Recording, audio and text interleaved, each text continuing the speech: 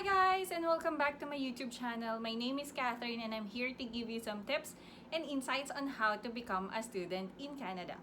For today's video, we are going to discuss the benefits of having a counselor or an agent when applying as a student in Canada.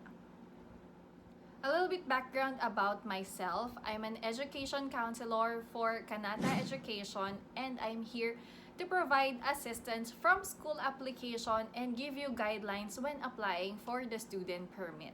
So disclaimer lang guys, I'm not a licensed immigration consultant and I'm not here to provide advice for migration or anything related to permanent residency and getting citizenship in Canada. I'm only here to give advices on applying as a student in Canada. So ayan, quick disclaimer lang about it guys. So let's get to it and I'll give you the 5 benefits of having a counselor.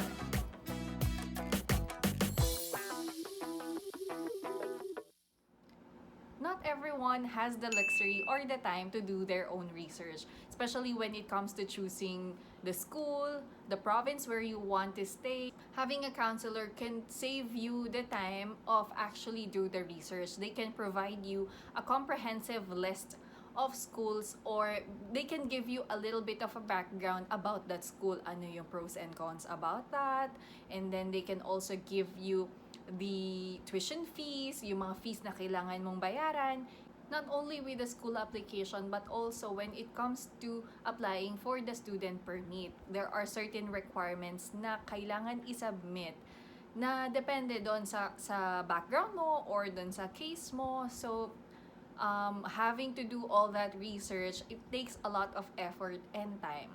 And that will get us to number 2. So having a counselor also gives you the updated information, especially at this time during the pandemic. There are certain requirements or additional requirements when applying as well as flying to Canada. So having a counselor can give you that useful information. We also have trainings and workshops with IRCCs when we do join like Edu Canada's and also when you're writing your statement of purpose. So this is very critical when applying for a student permit kasi wala namang face-to-face interview when applying in Canada. So you need to write a letter stating your purpose of studying in Canada. So we can find hundreds of guidelines on the internet on how to write the statement of purpose. But having a counselor can help you refine your statement of purpose because, you know, they can help you add more details. They can tell you na, oh, kulang pa ng ganito. Kailangan mong idagdag itong information na to. And also, depende kasi yun sa case ni student. So, it's a case-to-case basis. So, when you have a counselor, there is actually someone who can give you an advice on how to write your statement of purpose. So, unlike when you're doing it yourself, you don't know who to talk to kapag medyo lost ka kapag magsusulat ka ng statement of purpose mo. So you will check Google or go to YouTube and then i-search, hanap ka ng specific answer, but you cannot actually get it from there because you're only asking also the same people giving answers based on their experience, but it varies from person to another person kasi depende yun dun sa case niya. So having a counselor can actually give you proper advice on how to write your statement of purpose. Okay, the next one, this is a very exciting benefits when working with a counselor because they can give you which schools offering scholarships and bursary. You can actually get up to 10,000 Canadian dollars worth of scholarship when you apply to some schools. So as a counselor or working with an agent, we know who are those schools giving that kind of scholarship. It doesn't apply to everyone. It depends on the program. The schools are also providing bursaries like automatic entry scholarship for students.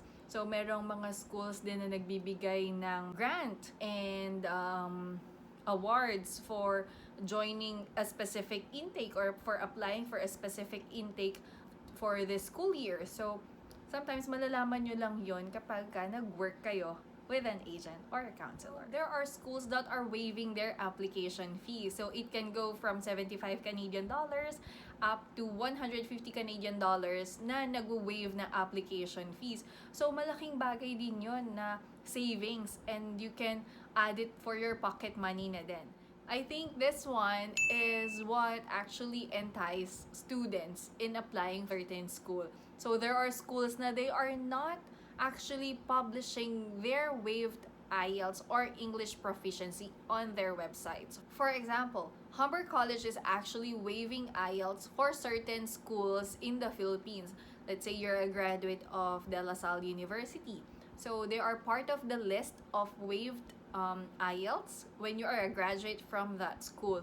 So hindi mo yan makikita sa website nila. So malalaman mo lang itong list of waived IELTS from a certain schools that you graduated from here in the Philippines through your counselor. There are also schools that are requiring IELTS, but they are asking for an alternative due to the COVID situations. So pwede kang mag-take ng Duolingo online English test.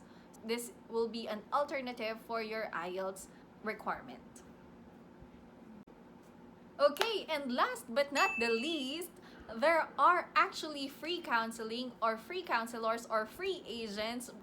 Yes, there are actual agents or counselors providing free assistance, free assessment, free guidance all throughout your from school application up to your visa application. Hindi mo kailangan magbigay ng bayad for the processing fees, and talagang tutulungan ka nila from the very beginning until the very end. So from assessment, they will be there with you.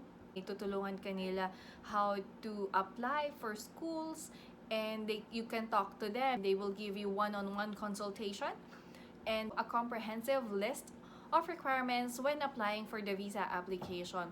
They can go also the extra mile, also provide assistance in booking your flight tickets, and there are also schools partnering with some airlines giving you discounts when you are actually going to these schools. So yan guys, so why don't you try applying or contacting Kanata Education, where they can give you free assistance, free assessment, and free consultation all throughout your program. Kanata Education will be there with you all throughout your journey as a student in Canada. They will also give you pre-departure orientation. Syempre, kailangan i-prepare ka rin nila on what to expect, things to bring, ano yung kailangan mong i-apply.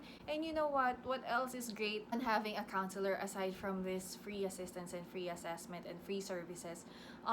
Yung may mga students, no, na nandun na sila sa Canada, they are still asking their counselors how to apply for postgraduate work permit.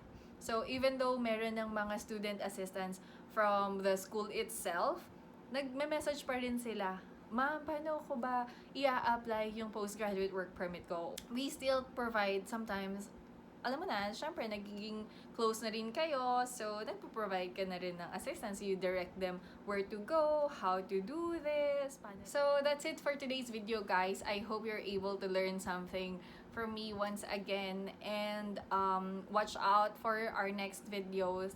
We will be having an interview with some of the school representatives here in the country.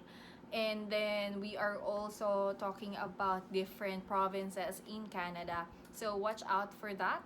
And then I will be providing some links. And my email is down below the description box if you have any questions and if you want to avail our counseling and our services. You can always send us a message on my email down below, and you can send us your CVs or resume so we can provide you free assessment, and we can actually give you program recommendation and school recommendation based on your background. So thank you for watching, and bye-bye!